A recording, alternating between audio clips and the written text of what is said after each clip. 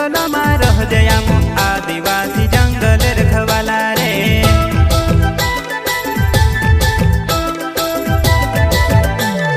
चल जंगल जमीन काज पूजे रे आदिवासी दुनिया ने रखवाला रे।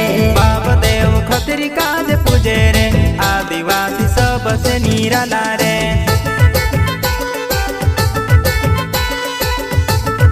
Like and subscribe.